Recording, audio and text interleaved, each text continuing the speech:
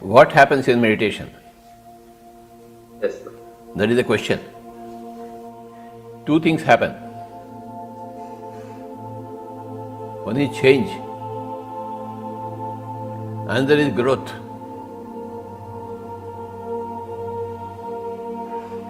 You change something in your system.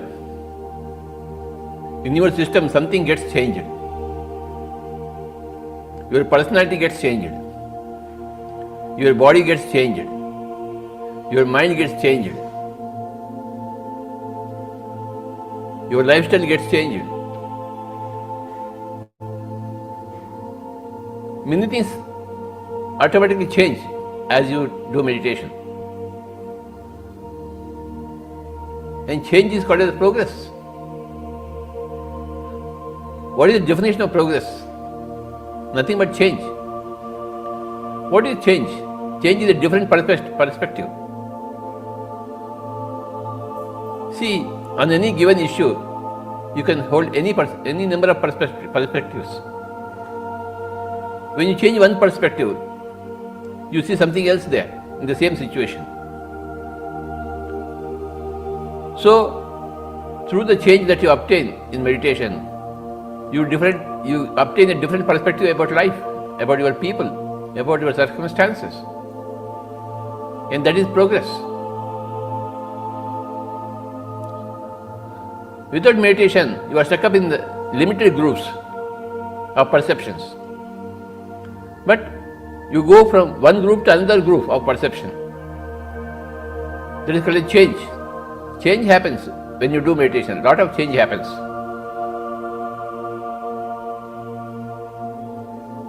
And the second thing is called a growth.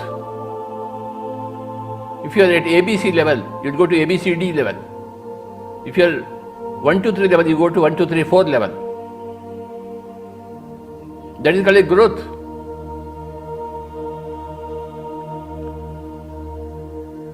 You have grown a little because of the change to the better. Every change is for the better. Change means betterment. And that change is obtained through meditation. It's like, when you put a seed in the water, the seed changes to a sprout.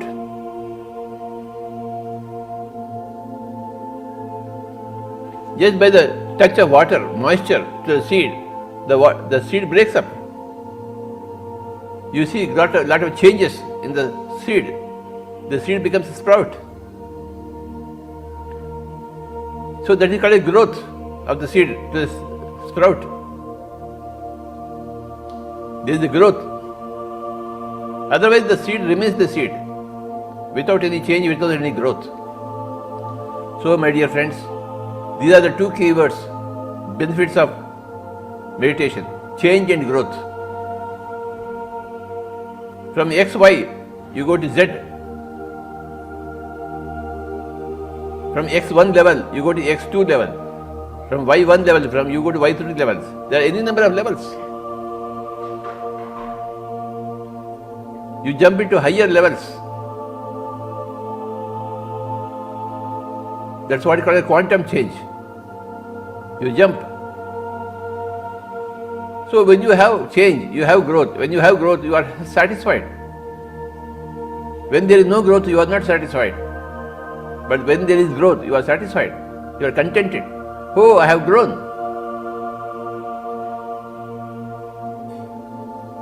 Parents, when they see their children, they say, oh, you are growing.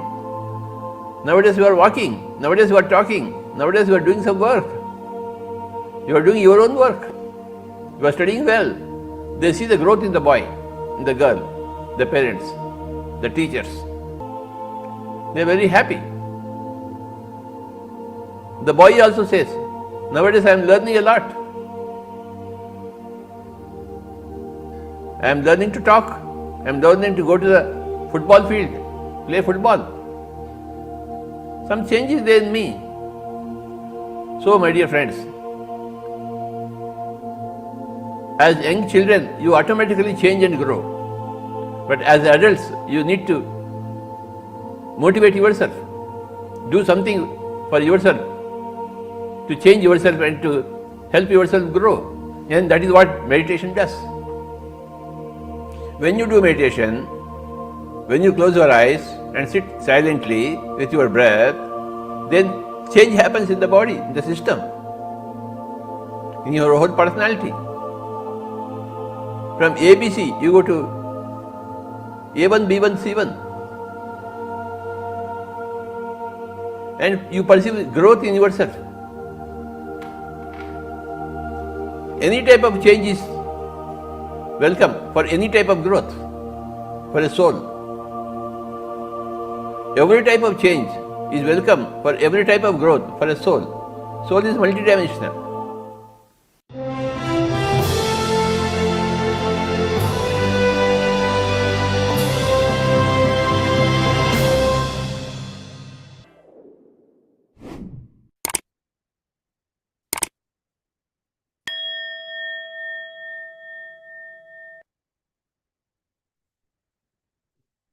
Good morning and good evening, friends and masters. Welcome to the day 3 of ZEN Journey Towards Inner Mastery. Before we begin, let me start with my meditation journey. My name is Nagendra. I am working as a cloud solution architect with Microsoft India. I started my meditation journey 2.5 years before with Buddha Siva Quantum Foundation. I was going through a lot of stress and anxiety, and people looking at me was saying, Nagendra, you are too much stress, and you're not at the present moment. You're always thinking about something else. I also started realizing, my neighbor Reshma and my wife told me, do start meditation, and meditation will be able to help you a lot. Then I said, if meditation is able to do everything, why this world is like this? Why so many hospitals? Why everything is happening like this? I did not, believe in that initially. But later, my wife got a chance to go to advanced meditation retreat, which is conducted in Pyramid Valley. I thought let her change and come back, and after that, let me see. And then she came back, and we decided every day 30 minutes meditation will do. It is what is there? It is just observing breath. I'll try for 21 days. If there is some benefit, let me continue. Otherwise, it's okay. It's just an observing breath. I'm not going to lose anything. And I started with meditation every day 30 minutes. Initially, it was very difficult for me to um, get into emptiness for 5 minutes. Then I made a decision. Whatever it is, I will not open my eyes. 30 minutes, I will sit for meditation and do it. Then slowly I started getting emptiness, and then one day 30 minutes it went just like that.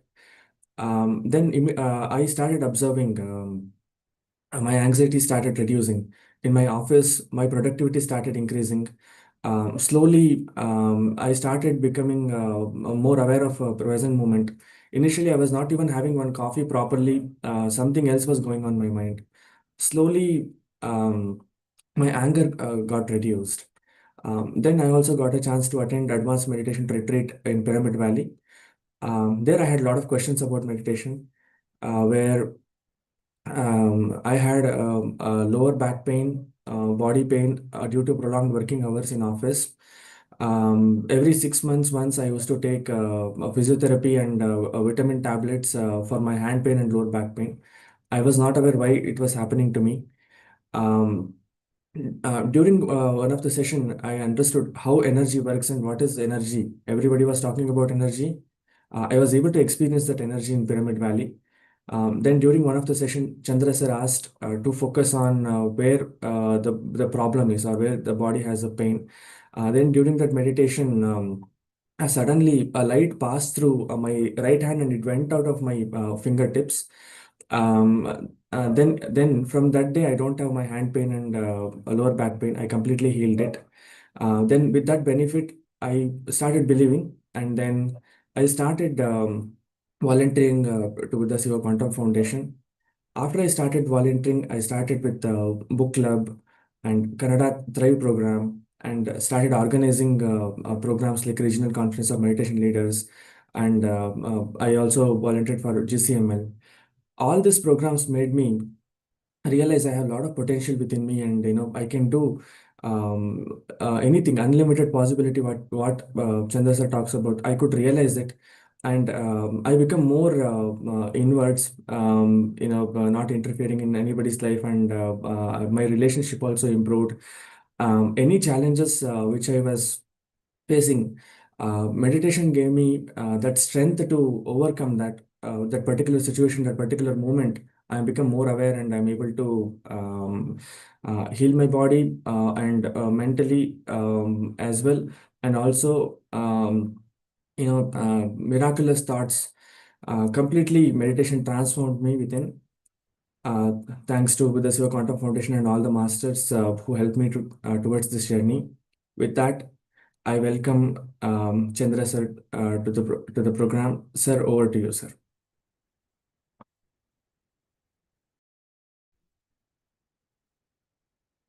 Thank you, Nagendra. There's always some experience that brings us into meditation for many. This is your retreat experience. Wonderful to hear that. And great to see everything that you're doing at the foundation. Happy morning, dear friends and masters. Great afternoon, evening. Without delay, we'll go into meditation first. We would like to do the heart elevation process today, and then do the breath mindfulness meditation. So those of you new, there is a process called heart elevation to go into higher emotions. It helps to settle the mind down, and then we can practice the breath meditation that we have done the last 2 days. Breath meditation is to empty the mind, and we do that by closing our eyes and observing the breath. The goal of that process, the real meditation, is to empty the mind and be in the empty states. Empty states is energy states. So this is where we spend maximum time in our meditation practice throughout the program. But this heart elevation process is a process that helps us to go into higher emotion by recollecting an experience from your past, present, or future where you felt really good about yourself or somebody or around you. You go into good emotion, a love emotion, compassion, kindness, gratitude.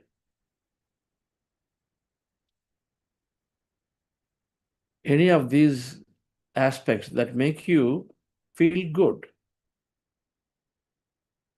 You are simply spending some time in nature and you feel good about it. That also can be just brought about. Okay, a good feeling you have, a feeling of taking time for yourself, which you are there and then spending walking in nature, it's playing with the child. So any of those events that we recollect from a past, present, or future, which makes us feel good, going to a higher emotion. And so you want to spend some time just doing that and then being in a higher emotion, imagining and dreaming or feeling they are going through it. So that helps us to bring our brain into a coherent state and moves it into an alpha state, what we call the beginning state of meditation.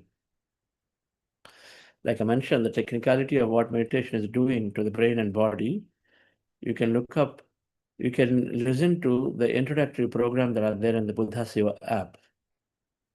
If we go into the self-paced programs, under the program self-paced, and there are some programs out there.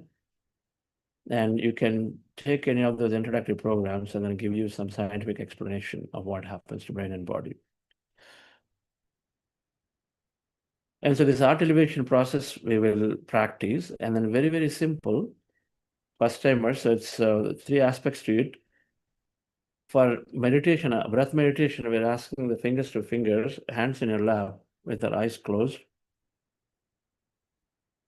We observe the breath. So that's the process. For this procedure, the posture is similar, except that instead of fingers into fingers in your lap, we're keeping the hands here in the chest area.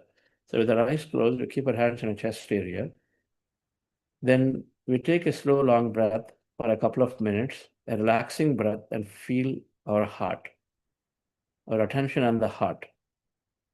In breath meditation, attention here.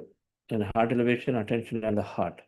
So put your attention on the heart, and then with a slow breath, when you do a slow breath, automatically breath regulation happens. And breath regulation is by whatever way you're breathing, but I ask you to sort of take a slow, relaxing breath. Just slow breath. And do that, you're regulating the breath. You're already sort of bringing body into coherence. Every time we can attend to the breath and regulate it. So here we're aware of it as we can regulate it. So we simply are taking a very slow, relaxing breath. Right. And do that, and then with your attention on the heart, so you feel, connect with your heart. Spend a couple of minutes, and then we bring up and imagine an experience from a past or a present. Now simply do something that makes you feel good. Going into nature, a park around your home. There a pet out there, you're playing with the pet, it gives you good feeling. You're helping somebody. Or you've done a great work in the past in which it really made you feel good. All right, you created something, felt good. Any of those events you recollect, and then have that joy, the feeling good, that emotion go up. And so spend a couple of minutes in that. Then we make an intention to see that whatever that we are feeling great about, that energy is going to somebody that who can really benefit from. This is a way to, our nature is to help others. Our nature is to see that everybody benefits. That's the fundamental nature of us. And so when we send this energy by making an intention and say, I wish this energy is going to, that relatives of mine or the friends of mine who really need it, or simply the people in the war-struck areas or conflict-struck areas, they all need this energy, and then I wish that it goes to them and then they feel better. I wish that this energy goes to them and they feel better, so they get to understand the truth. They get to understand meditation. And so we make an intention and then send this energy where it increases of coherence. This is scientifically understood by, experimented by HeartMath Institute in California. So it's a powerful technique. When it's practiced, it is very conducive to meditation, breath meditation, as it is bringing coherence in our mind, essentially dropping us from these very stressful thought states into a coherent states of low beta to alpha states. And so it's a good idea that we introduce it before we start the meditation itself, to practice for a few minutes, and then we go into breath meditation. Okay, friends? So relax yourself, sit comfortably. And so the process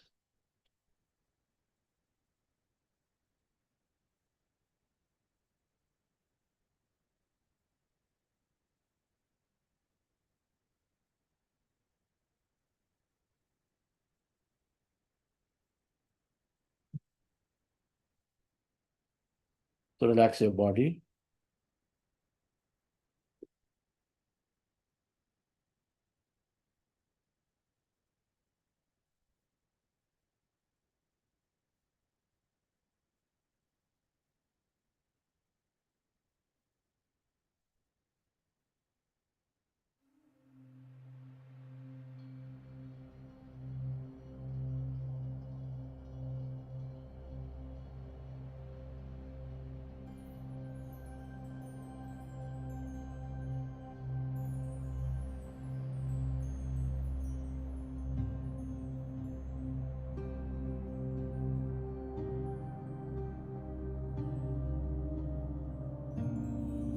Dear friends,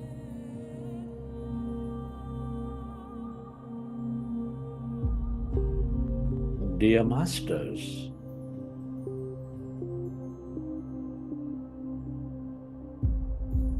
with your glasses removed, eyes closed, keep your hands on your chest area, with your feet crossed at ankle. Resting your attention on your sacred heart.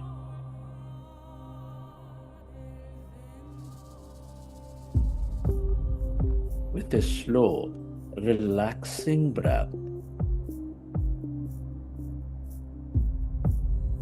Connect with your heart center.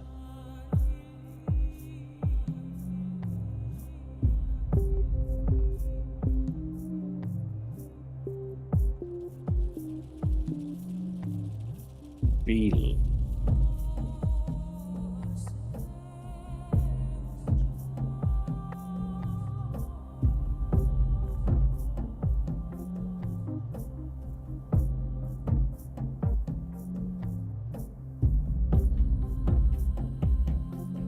This seat of all emotions, your loving heart, that expand your experience of life.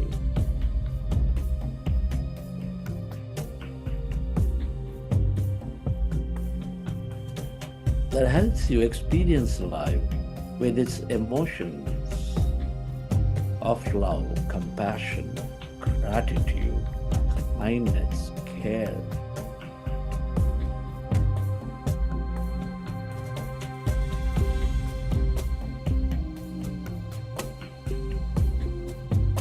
Feel your heart center with that slow, relaxing breath.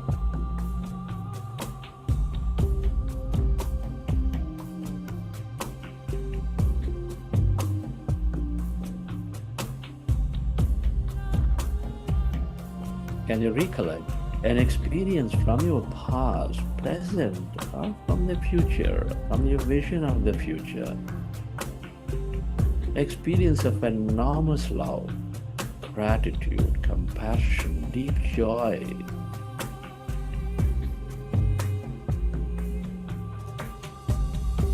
Relive that moment or moments and feel that energy, that emotion.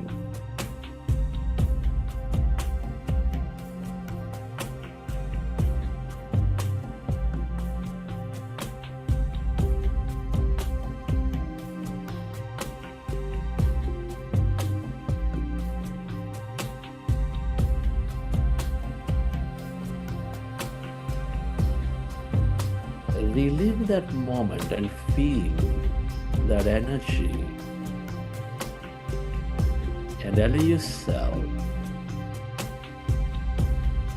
to spread this energy, that feeling of joy, that love, that gratitude to all things and everyone on this planet, or to those in need.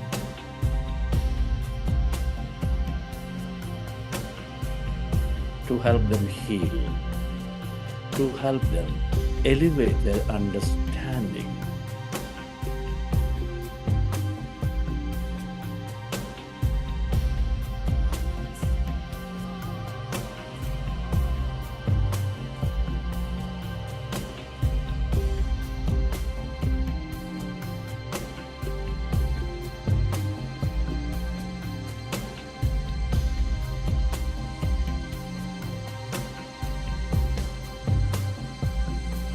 The more you experience these energies of love, compassion, gratitude, the more coherent we become.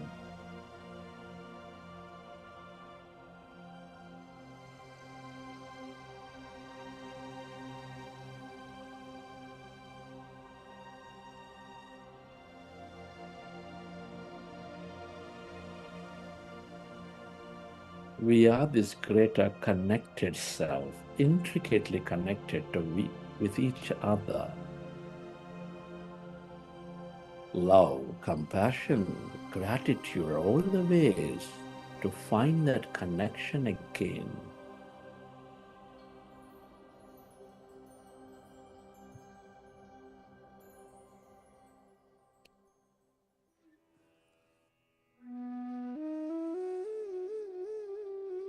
And slowly, let's go into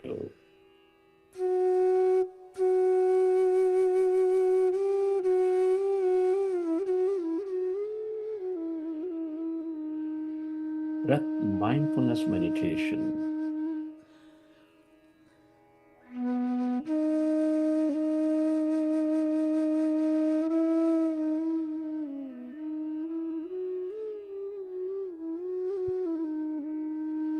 With your fingers into fingers, hands comfortably rested in your lap. Observe your normal, natural in-breath and the out-breath.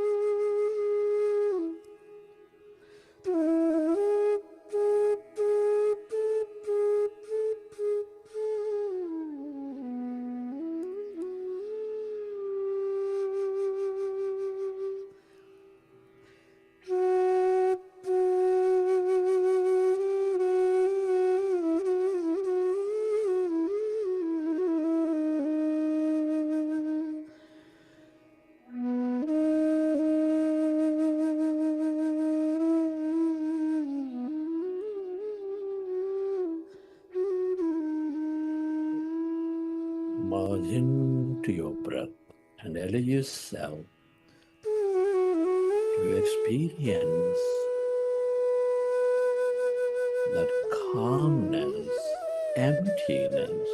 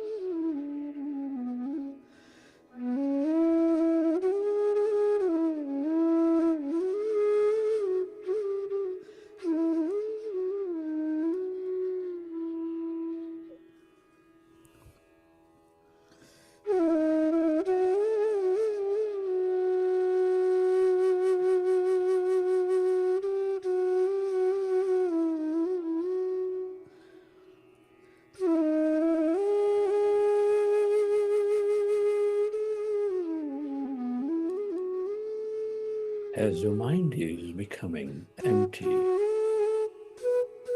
allow yourself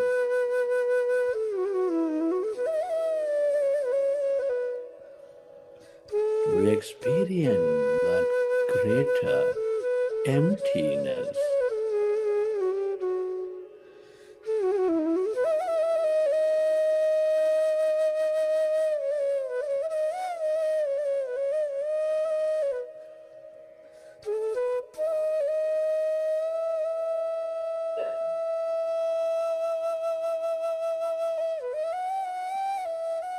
That field of consciousness.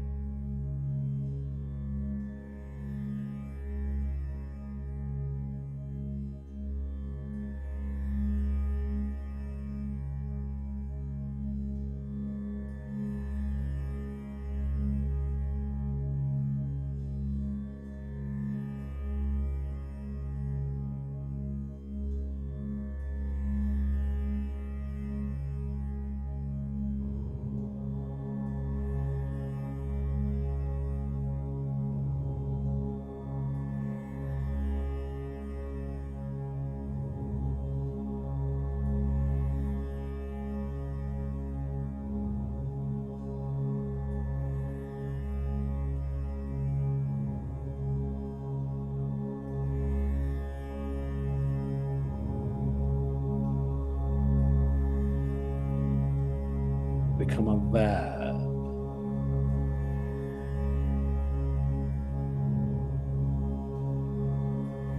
of that calmness, emptiness, as you merge into your breath.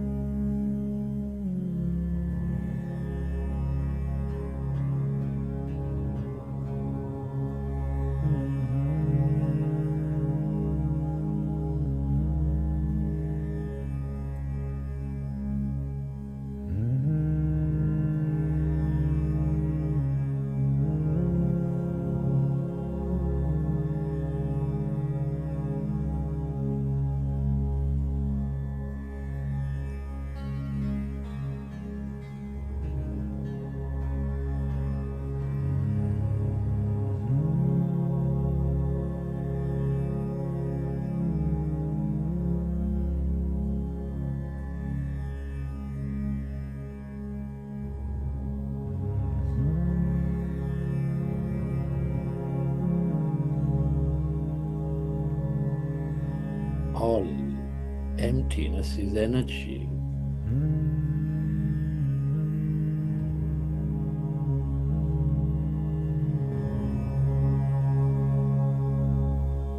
This is the quantum field of energy.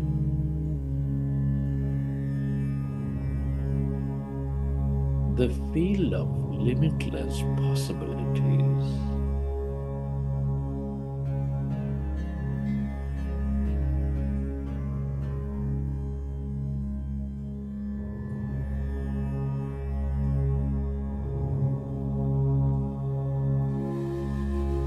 The longer you stay connected to this emptiness or energy, the blackness of no body, of no thing,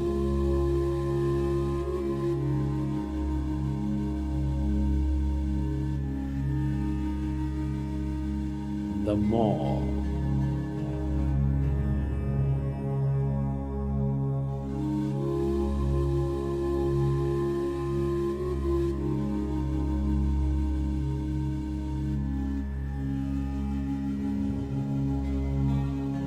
you tune in to these possibilities.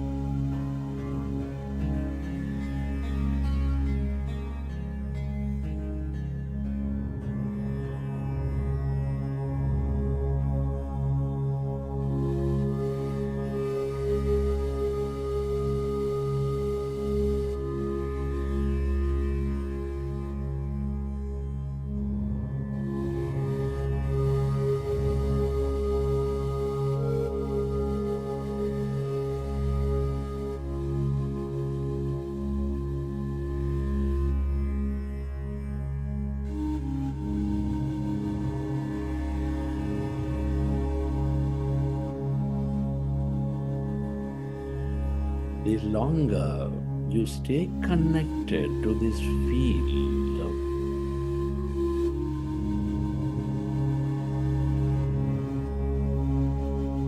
past, present, and future, the more you dissolve something from the past, the more aware you become in the present,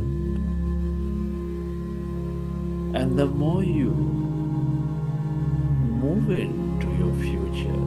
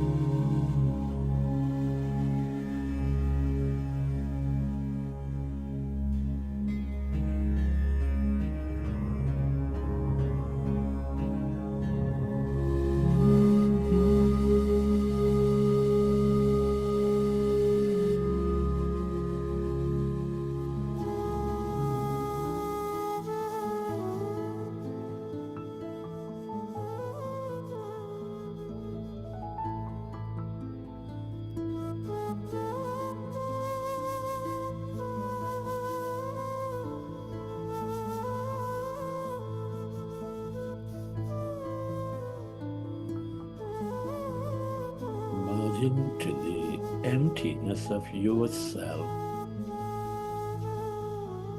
that higher intelligence, your divine self.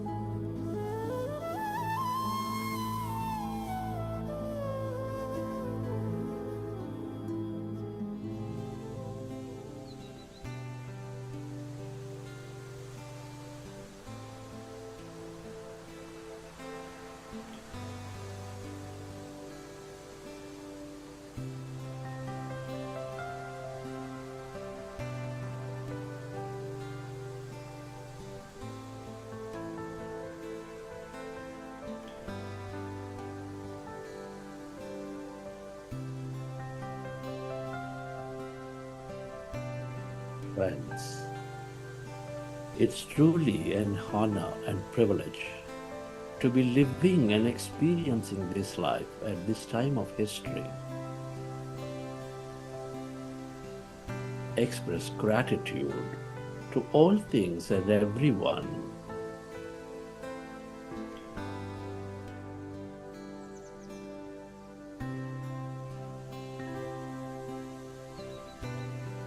Your gratitude to your parents, teachers, mentors,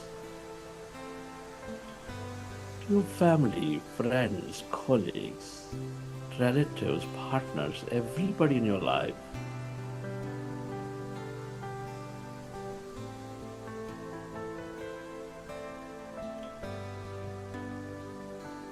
Be grateful for this grand nature, the bird, the fish, and the animals,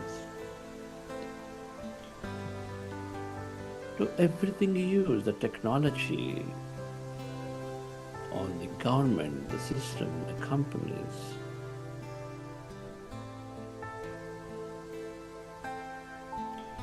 Gratitude to your body, to yourself, and to this intelligent field.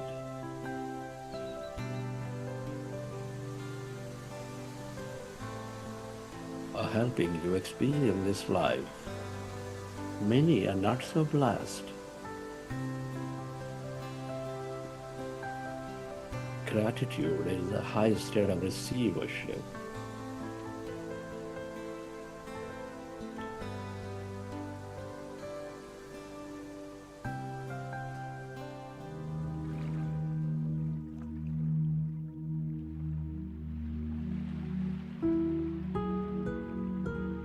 Recollect your experiences from the session. And whenever you're ready, you can keep your hands on your eyes for 5 seconds and then open your eyes.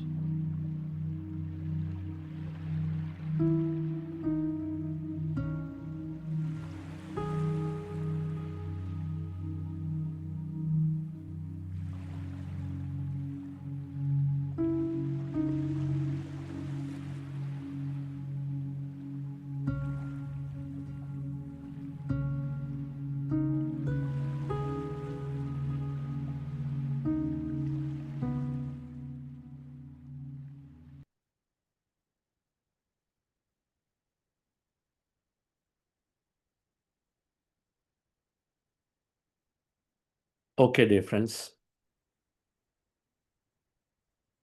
Hope you enjoy the session.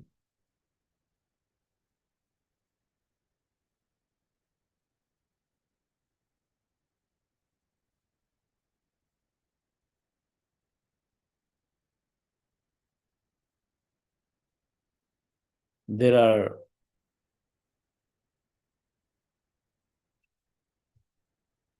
5 practices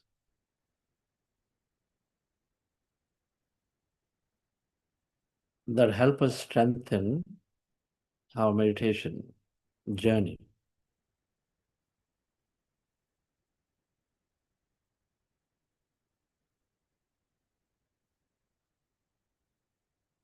These are the ways that we deal with ourselves and others. There are 5 personal practices.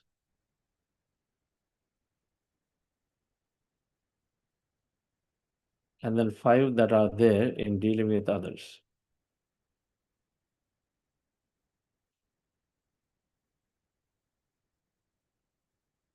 While, of course, meditation, reading books, and then doing satsang with everybody, these 3 are the 4 practices that we are encouraged to do. Meditation, reading books, and then talking to others are fundamental, and then seva is helping greatly. But these 5 things, the first one is the impeccability of speech.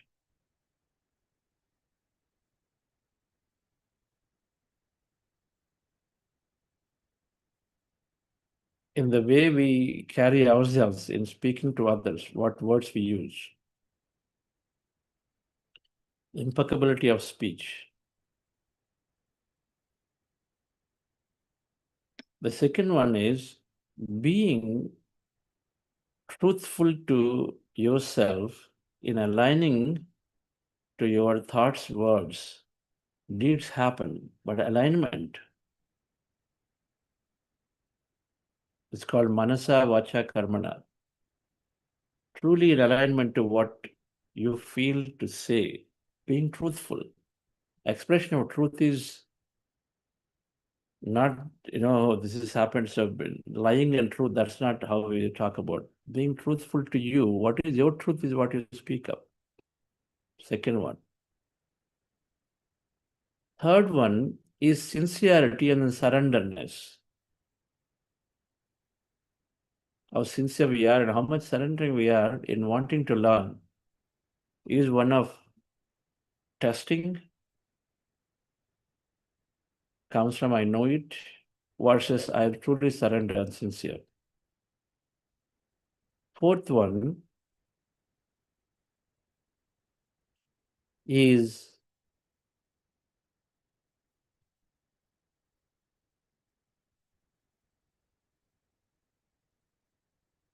not stealing others' energy or being. Surrenderness is third. Fourth one is sincere, absolute sincere in your learning that you take help of others absolutely when it's required, not just like that, not just like that.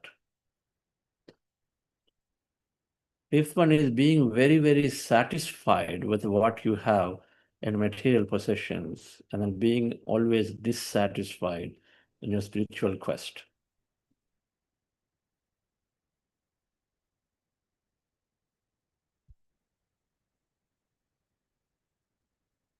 Now, these things are overlaid to the 5 yamas of Patanjali, but it helps to understand them from more practical perspective.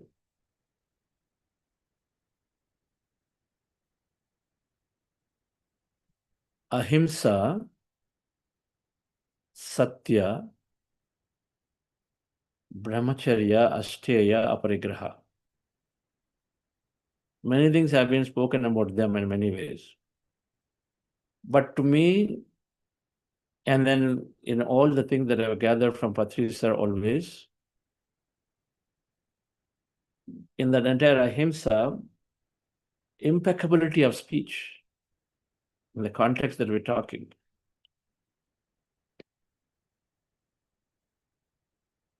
Physical ahimsa we will drop. We become vegetarian, many things have dropped suddenly. But impeccability of speech and how we use our words,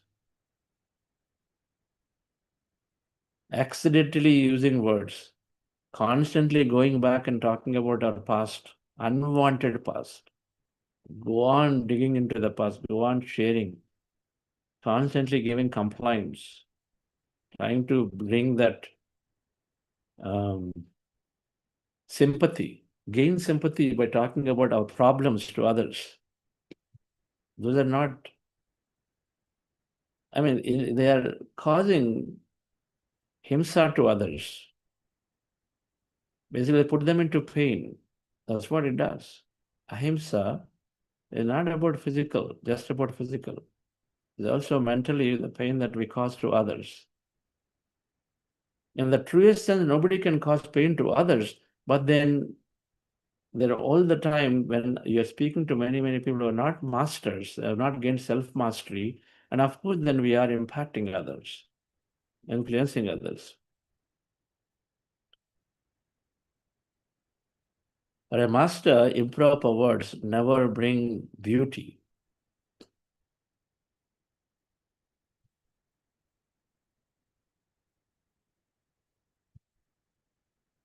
Our words have to be the Vakshetra that Patriji emphasized of the field of thought, field of words, and field of deeds. Vakshetra is fundamental. Why do we have to open mouth when it's not necessary?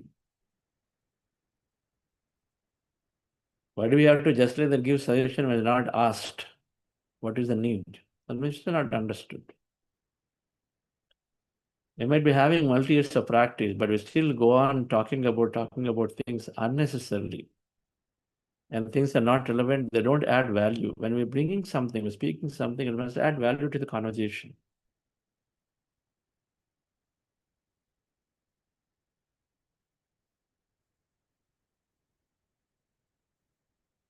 And so in the impeccability, we talked about the triple filter always comes up.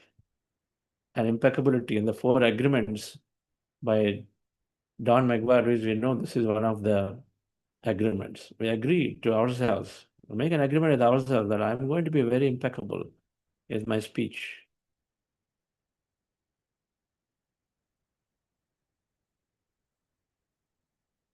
You're always like this. You are the cause of my problem.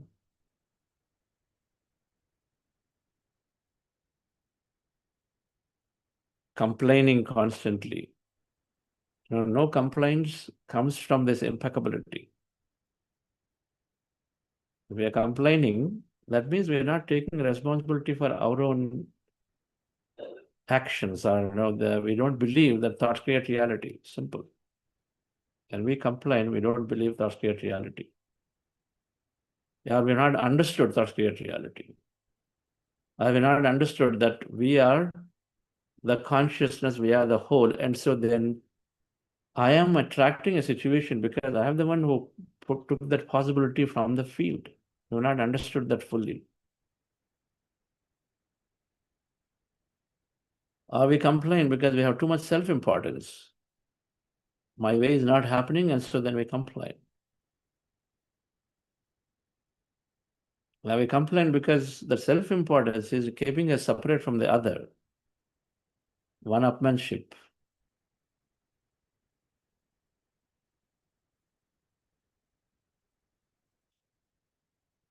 So impeccability of speech, dear friends, is the first one from that improves our practice, because everything is stirring. It's all about quietening the mind. And it's all about having that great energy received from everybody around. In a wakeful time, that's when all of this can happen. And a wakeful time, and impeccability of speech is essential so that our consequences are minimal.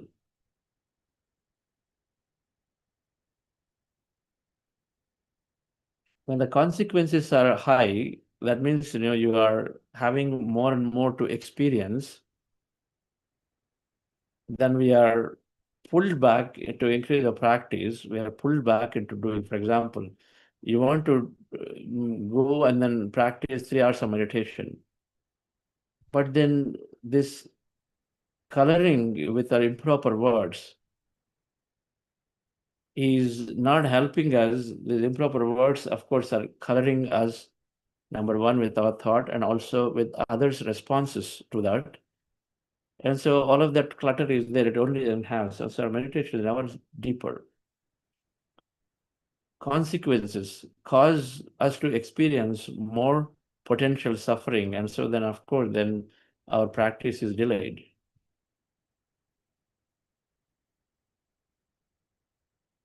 So impeccability of speech, being truthful, useful, and positive as the triple filter that we've talked about, has to be constantly remembered.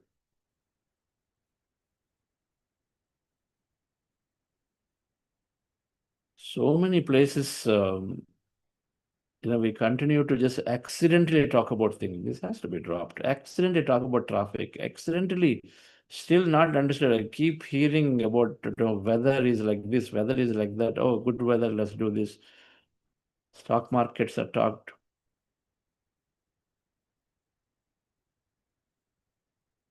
So much is talked about how Mr. Trump is doing this and this is that and all of it.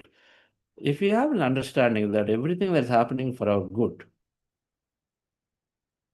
consciousness is operating through each and every one of us, and so then whatever is happening for the greater good of everyone, then many of these conversations drop.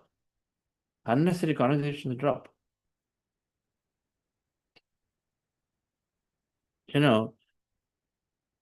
Yesterday, Master Raj was sharing.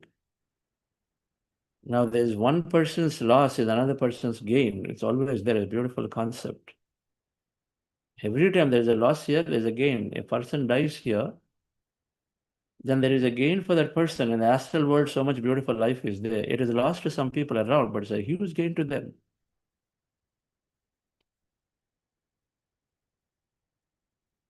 Huge gain to them. The body gets freed. And so in the astral world and the higher plane, there is so much rest, so much relaxation. Think of it as, you're working in a job where you don't enjoy at all. And then you're relieved, and then you got a break. How free you feel, it's like that. Death is like that for people who go on to the other side. But it's a loss for people here. This loss here, talking very practical context of, this whole tax regime that is suddenly changed through actions from American government and has positive implications here in many ways. The GSTs apparently have been reduced for certain sectors. And so suddenly business is flourishing there. Import tax have been tremendously removed for certain sectors, like solar power or whatever. So then that is thriving. Somewhere it is lost because it's increased, and so then suddenly there is a challenge for some sector of people, but then another sector is improving. Who is not who? And then in the grand scheme of things, one person's loss is another person's gain. It is bound to happen. But instead, we get oscillated with a narrow point of view and say this is bad, that is wrong. Judgment, when we don't understand fully judgment about everything, it's all impeccability of speech. I mean, the poor speech. You keep judging as if we understand everything. So, dear friends, the first practice to strengthen our meditation and through go into the Ishvara or the Pranidhana to understand is to have this impeccable speech. Complaining. So many complaints, when we're doing these big events, always only complaints happen. He's not doing, they're doing by their own. This is not happening. Because they're too much self-importance. So my things are not done, and so then that means they are wrong.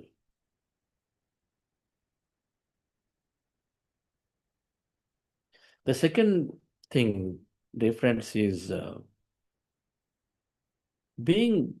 it's called purity. Purity means whatever you feel, whatever you say is aligned. Aligned. You may not like somebody's. The disagreements can be there.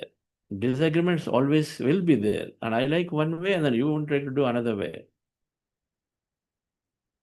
But then when it comes to expression, either you express disagreement or drop the disagreement and then don't have and say, okay, I accept. I accept this person is wanting to do this way, fine. As a coming to acceptance, so that what you express is in alignment with your feeling. When you accept, the feeling is gone that, oh, these persons are doing this to me. Because in expression, you say smiling, and then you're giving a false talk there, smiling, yeah, you're doing this. But deep inside, your thought and feeling are different. But saying something, yeah, fine, you do it. But deep inside, yeah, I will see how you will actually succeed. This is a feeling you have, this is a thought you have inside. He's not listening to me, she's not listening to me. Let's see how they'll go. That's the thought inside. But I would say, yeah, please go and do it. This purity called misalignment with our thoughts and words, thoughts I say, thoughts and feeling, what you're feeling inside versus the words you express, they need to come in alignment. Manasa, vacha, karmana. They have to come in alignment. And if you're truly in alignment here, then your response in the way you deal with the person is not one of isolating them or keeping them aside or this or that. Instead, you are there with them when you have an acceptance of it. If you don't accept, then express it boldly. Speak the truth. The reason being that when we don't speak the truth, and then we think one thing and then say another thing, and so then you are giving to the consciousness two very different instructions. In the words you're saying, yes, you go and do it. In thoughts you're saying and feeling, no, this is not right. Let's see how they will do. So you're giving two different instructions, one this way, one this way. And so then you are become paralytic. So that whenever we feel that we're not progressing in our spiritual path, one of the reasons is that we have a lot of duality in our speech versus our words inside. A lot of duality is there. We got to check ourselves significantly, because we are giving conflicting response to the consciousness that doesn't know which way to deal, this way or this way. Both cancel each other. It's right there. It's called paralysis. It's right there. We can't move forward this way, this way. Both get cancelled. It seeps into every aspect of our life. The duality seeps into every aspect. So being aligned to our thoughts, our words, and our thoughts and feeling, importantly. And then if that is there, if the feeling is there, then automatically action will follow. That's fine. This is what is Duryodhana's words that to Krishna in Bhagavad Gita, that I cannot not do adharma, so I'm just simply going to do it. I'm going to true to my feeling, and he did that. And if you don't like something, talking about it is just fine. And then whatever that you want to do, and then talk about that off screen, on screen is the same. That's what always we hear from animal.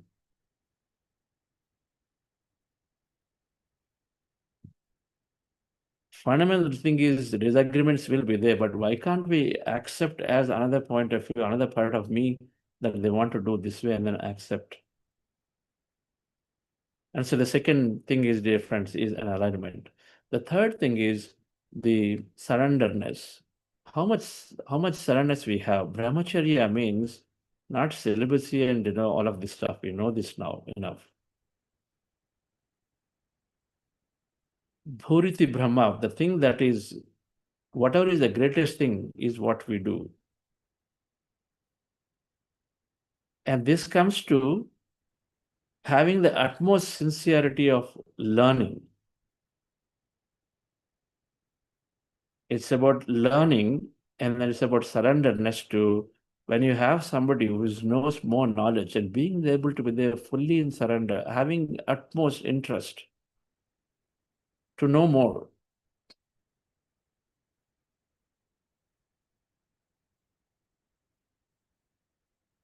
With Patriji, with Dr. Newton, or with the many masters, by default, that's been fundamental behavior that always make sure that we are there.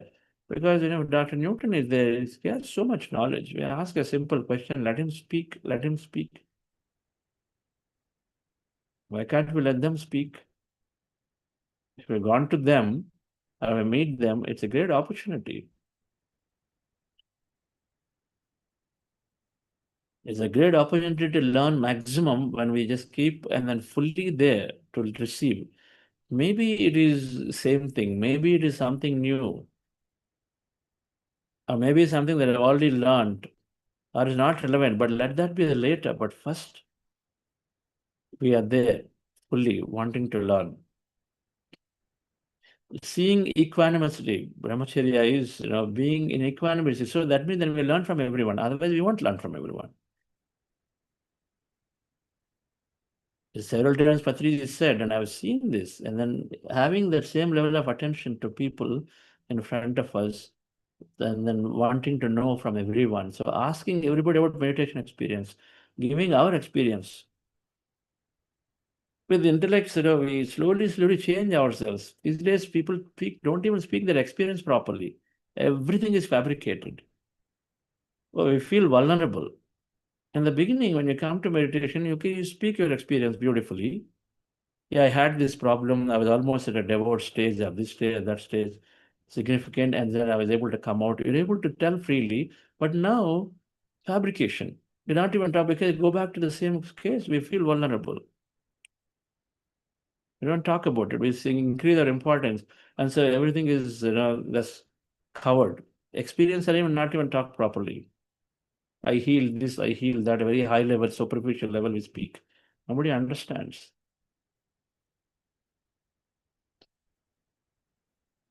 We don't feel vulnerable. Vulnerability means that we are not feeling that I'm the whole. Somebody is going to judge me, somebody is going to influence me based on what they hear about me, and so it's going to impact me. That's what it is, right?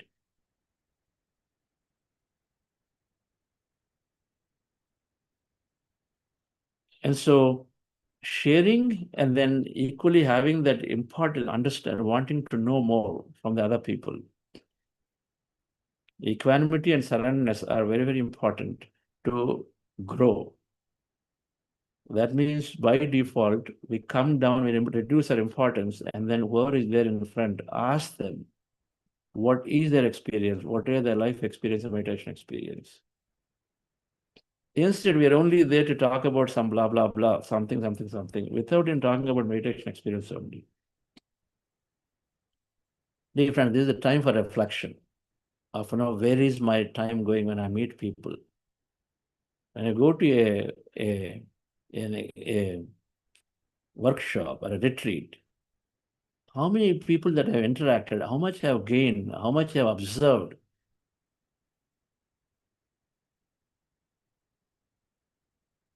That's more important. And the fourth thing is, the sincerity, how sincere you are in practice. So rather than, it's called stealing, not just stealing money. I mean, that's very wrongly, very limitedly interpreted. Don't steal other things, possessions or what are asteya. It means don't take away, steal their energy, their time, just like that. You do your practice, you do your study, your homework, maximum. Have I read the book? Okay, easy to ask. Okay, where is Patanjali Sutras? Can we know? Have you done any homework? Have you even done to, Google? There is so much information on the internet these days. Have you done your homework? Studying? Then so many books are there. Why some basic things have to be asked? They are there everywhere.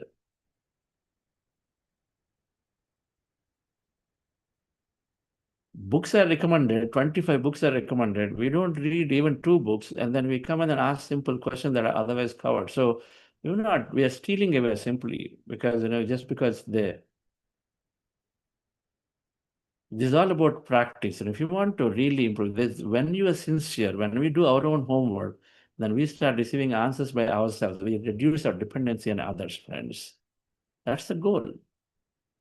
Otherwise, you'll always be in this conflict state. Okay, what do I do next? But your answers have to come from within. That happens when we take sincere approach of doing our own self-study. Take help when absolutely necessary. That's the concept of Ashteya means. Absolutely necessary in the context of practice. And the last thing, dear friends, is aparigraha is to don't hoard. It's about greed to hoard things. Don't hoard. Basically, be satisfied with what we have. In my be satisfied with material possessions and then have highest amount of inclination and dissatisfaction for spiritual quest. Ask for things, ask for more books, more this, more that. Invest generously. Don't spend one book. Oh, okay, $20. It's a lot of money. Okay, let me read that and then do something else. Whereas just go and splash on a few things just like that. It's funny. A lot of times the children also will do this, and they spend things. Then we ask question for $1 also. But then we can easily splash off on many aspects.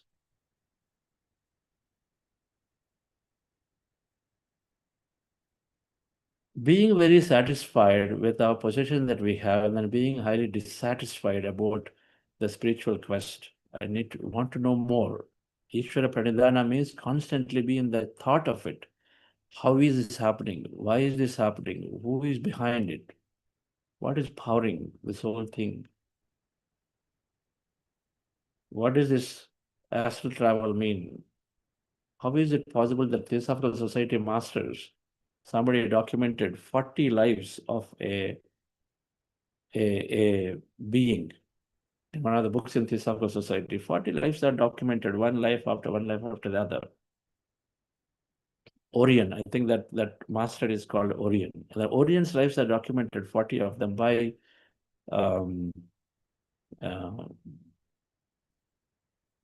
I forgot the name, the main master of Theosophical Society, not the lady master, the male master.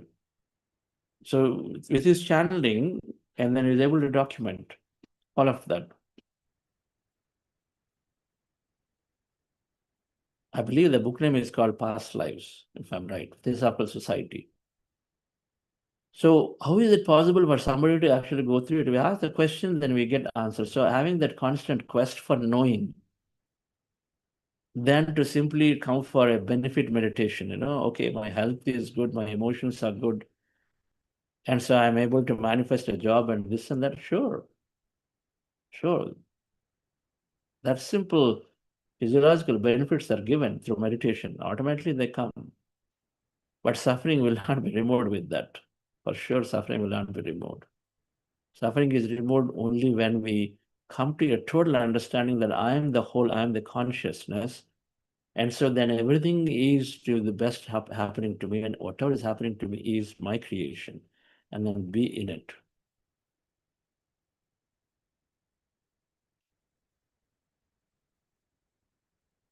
So these 5 practices, dear friends, are fundamentally helping us to strengthen our meditation, strengthen our understanding of the whole. In addition to Swadhyaya, reading, and satsang,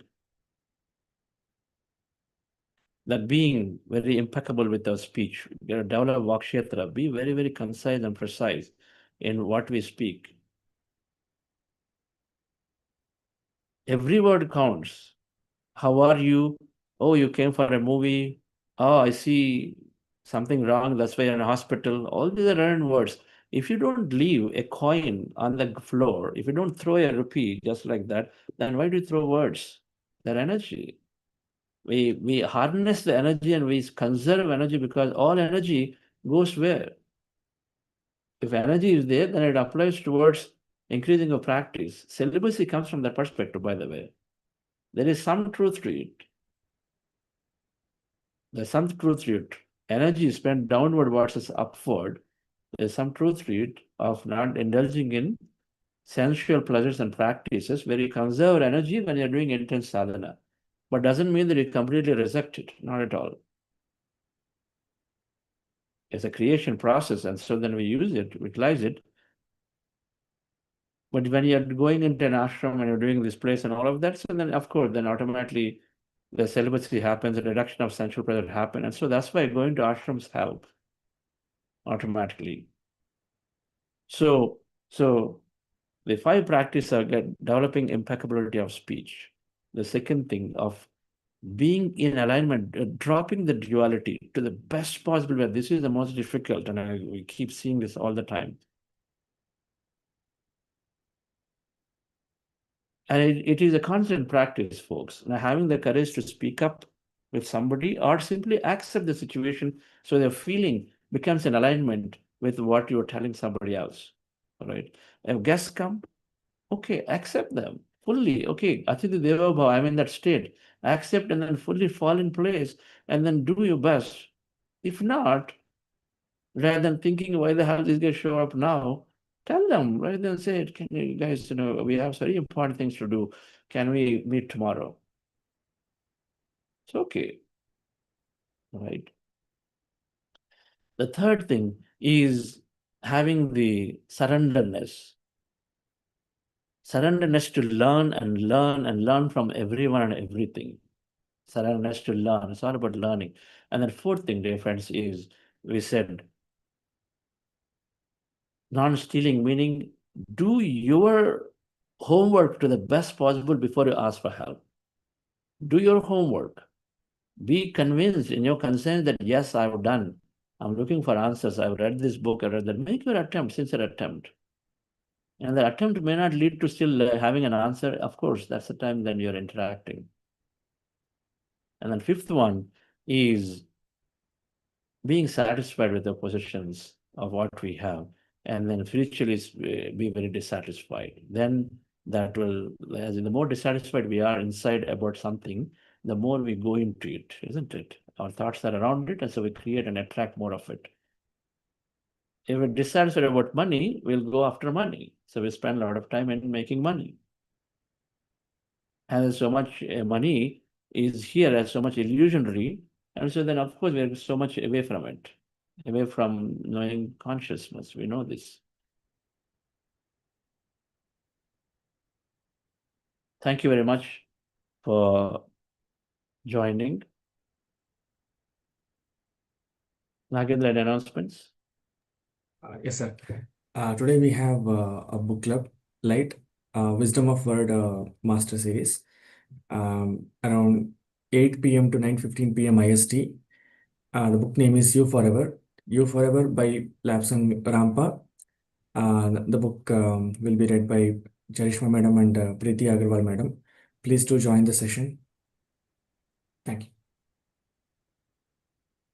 Yes. Thank you. Thank you all, dear friends. So we'll interact shortly. Those of you have any questions or wanting to share. Jagdish, sir, I see you here and there. Yes, sir. Great to have you. Thank you. Greetings, friends. Yes, been a very good session today, as usual, of course. And thanks for reaffirming the 5 sutras. I think this kind of reaffirmation is always satisfying. My own experience in the senses at this time, ever since I joined the Buddha CEO Foundation, I have kind of reassured myself in terms of energy. Energy not only in terms of physical, but mental energy is one thing. And the growth.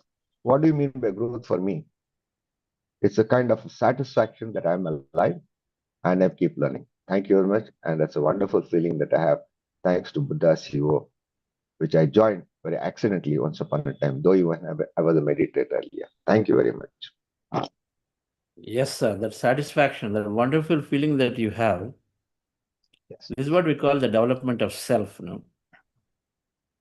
In all areas, we incrementally develop. That's the growth that Patriji has talked about, because there is a change coming from newness, learning and many things, and that change is happening. And so then growth is there, and so satisfaction is there. Thank you. Thank you all.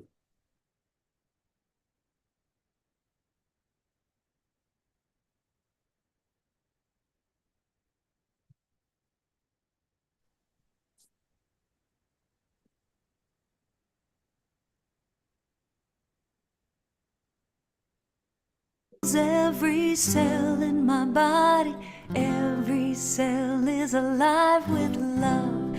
I relax into the healing process. I allow spirit to do what it does. Joy fills every cell in my body. Every cell is alive with love.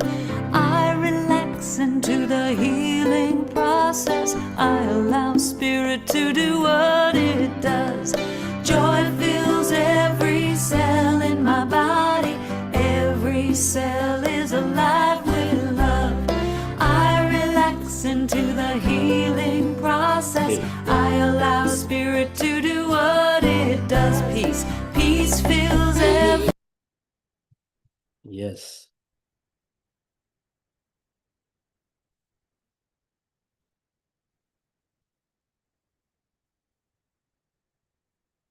Yes, Lata madam.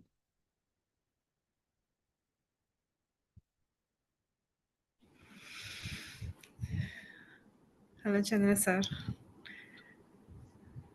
So it's really wonderful session, and reiterating the five sutras. Those are really, as Jagdish sir said, it is really needed to reiterate for everyone. It is really helpful, you know. And the meditation is wonderful. I sat for the whole meditation, and I didn't even felt that it was that long. I felt like it was only 5 minutes. It was really wonderful, sir. And thank you so much for everything. And I'm so grateful for Buddha CEO. And thank you. Good, madam. How are your sessions going? The sessions are going fine, and those sessions are really just for meditation. As I said, like 1 hour meditation. We are doing almost 50 minutes every day, and 10 minutes, like, if there are any questions or want to share, we do that, like with the local group. Okay. So 7 to 8 EST will be that session, and 8:30 will be. I'm joining to this session, sir. ZEN. Okay. So there is a lot of spiritual sadhana happening right now. Yes. 1 plus 2 plus 3 formula. Patriji says 1 plus 2 plus 3. 1 hour meditation, 2 hours satsang, 3 hour reading. Yes. So you can go more. Swadharma is to allocate 8 hours per day. Okay. So anyway, so I'm glad that you are giving a lot of time for this, including books and all that. Thank you, sir. I started reading Sept Speaks. I just started 2 days back, and yeah, the start off is very good. It's still, I'm going to the introduction part only. Yeah. It takes time, no hurry, but read page by page also is good. Anyway, you're coming Yeah. back onto this, right, as a host one of the days? Yes, sir. Okay. We'll listen to your experience that time. Sure. Right. Thank you, sir. Wonderful. Thank you. Yes, sir. Nagendra, any questions in the chat? Yes, sir. We had one question. How to control the thoughts while sleeping? How to control thoughts while sleeping? Why do you want to control anything while sleeping? Okay. Anyway, meditation. I don't know if the question is relevant, but meditation is all that matters.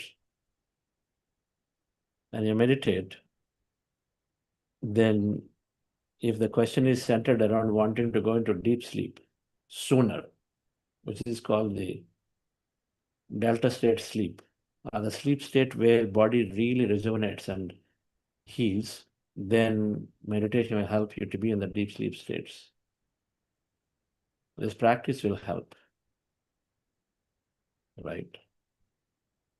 The rest of the sleep states are also very important. A theta state, which is not necessarily a deep sleep state, means what? We are going through many experiences out there. We're going through many experiences. They're all important states. Experiences of, the dreams are many experiences that we are taking from the field. So there's nothing to control. We only have right things to do, and the right thing to do is to do regular practice here, and automatically sleep gets better. Yes.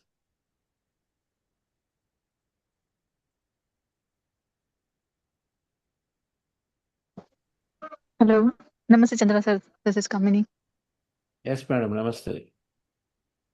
So, sir, you talked about duality, right? We always live in duality. We do not speak I mean, our mind is saying something else, but we say something else.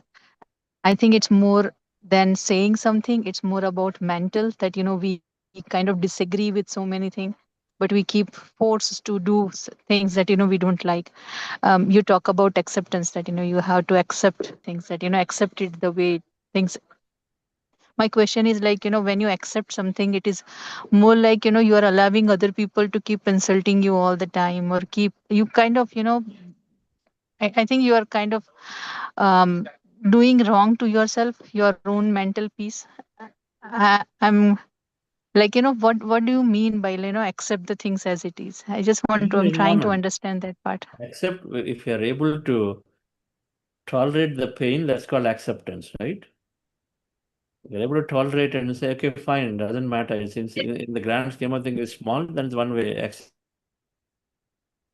It doesn't matter. Out of ignorance, they're saying it, they're going to learn it.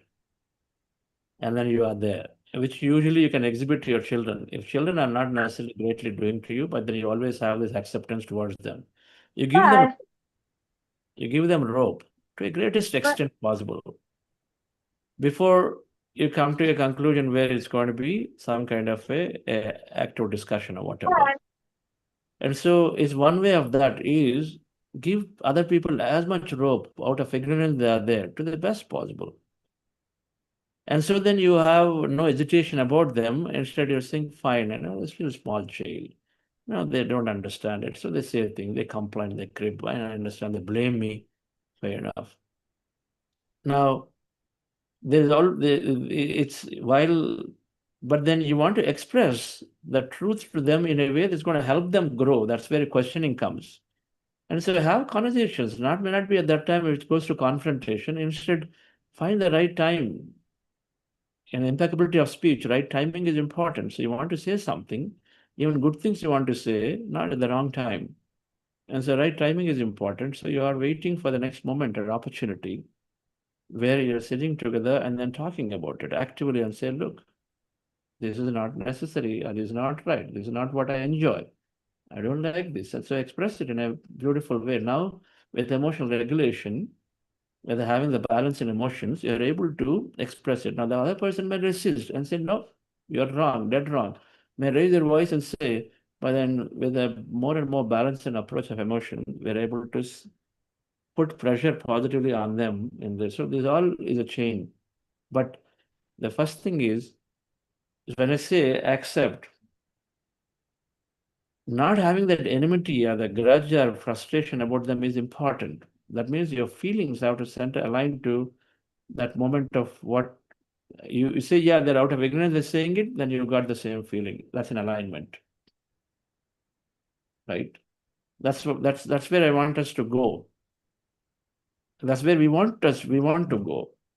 Because situations do happen all the time. And when you said you suffer, you make people insult you, but that's only in your mind, isn't it? What's insult? It's in our mind and how we take it. Of course, there is another thing where you express and then they don't. You don't like something expressed to others, fine. Continue to do it, and they don't change their ways. Then change your environment. Meaning what? Ignore the other person. But days, it's fine. We got to do it. What to do? Even in an intense relationship, you got to do that to do it.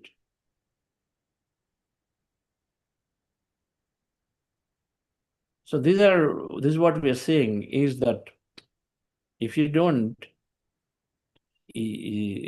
but duality often being there and say, yeah, you are nice, you're doing everything great, but deep inside, completely exactly opposite. That's what I'm saying we got to avoid.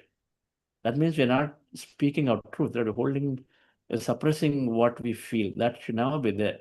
We have to become free from our suppression, from our minds, because that stops us from going towards field, right? The suppression has to be dropped. And a lot of times it comes with courage to express. We can't express because courage is not there. We feel we're going to be impacted either in the relationship or in my job or somewhere in the community. People think wrongly about me or judge me about this thing, and so then we don't express it, but which is where the courage is missing. Meditation will build enough courage, madam. But even though it's building courage, several times we got to also make that active attempt to do that thing once. Out of fear, we hold back. Do that thing once. We got to make that happen. And then things will change when we do that, as opposed to simply keeping quiet. Okay.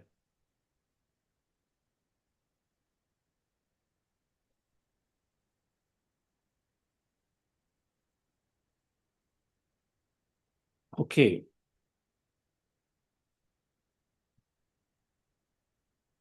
Niravji. Thank you, sir. It was a wonderful session.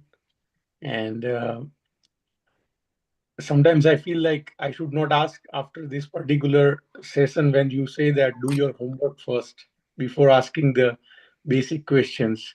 But with my recent experiences and the wonderful session you have given, I want to ask one question that many a times when you have very detail-oriented nature and you are deep diving about topics, let it be materialistic world or spiritual world, always duality exists. You have both the thinkings, right brain active, left brain active. You understand things from both the perspective. And when it comes to speak confidently or being like like you are holding the light, you are holding the torch, and when your role, dharma, is different in each and every situation. So you act according to your situations. Like sometimes being a head of the family, your dharma is different. And then you behave really like very confidently. You have to act like there is no doubt. But when you're a student, you have liberty to ask questions with doubt. So when your dharma changes, your role changes, probably your curiosity level, the reflections or acting, as you mentioned, that the way there is some alignment. So that degree of alignment could be changed when the role changes. So my question is that when you are still having doubt, no matter what role you are in, when you are in doubt, how can you be very confident and in alignment when the role also demands? Like being father, your role is different. Being son, your role is different. and your knowledge consciousness is only limited, like still it is divided in both the cases, like I would say limited practice, but still you want to live in that moment. You want to give something to the, you know, whoever is participants. How can you be very much strong in the one particular positions rather than the duality? No, I think, okay. sir, So basically, the concept here is that you have to act according to your feeling.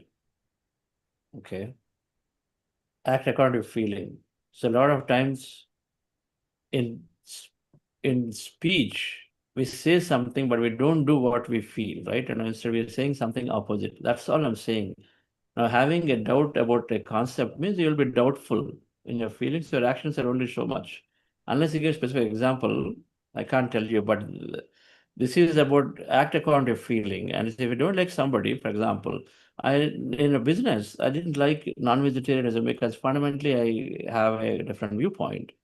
Now, in a big business meeting where people have non-veg, I don't necessarily want to question there while I don't like. So what did I do? I moved away from there.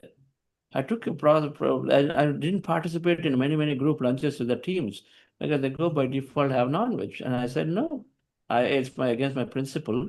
Rather than going and then wherever in my sessions where I have to talk about, vegetarian is good food. But then people make the choice, then rather than sitting there and then not feeling good about it, instead I avoided it and being somewhere else. Simple. This is what I call you avoid. If you don't like it, either you be there and question it, or avoid, and then be somewhere else. Okay. I And think yeah, you give the answer, sir, but let me put it this way, that if you are like selling some product and like it's just normal, like I'm not giving you a spiritual example, but product, and you have both the thought process, but you're like being coming from a, you know, good practice, you are against of that selling, but since you are in business you have to sell it. So this kind of conflicts always exist in no, every no. In business, for example, in our business, when people said do bad mouthing about competition, I never liked it. I said, guys, don't. We're not bad mouthing on competition. If we're true to the feeling. If a business says, okay, you give everything about weakness of competition, we never agreed. We never did this kill the competition concept at all. We don't. You do act your feeling. This is where we gain courage to do it. Now, if you don't like, if your environment, if the company doesn't agree with it, find a job elsewhere where it'll be agreed. It'll be there. You'll find always. You'll find for sure. There are enough businesses which are following good practices. And so you're asked to do this, but you don't like it. Express it. This is where we feel I'm in the business, I have to do. That's duality. You got to act your feeling, act your truth. Okay. Thank This you, is what sir. I'm saying. This is what I'm saying. Yeah. Okay.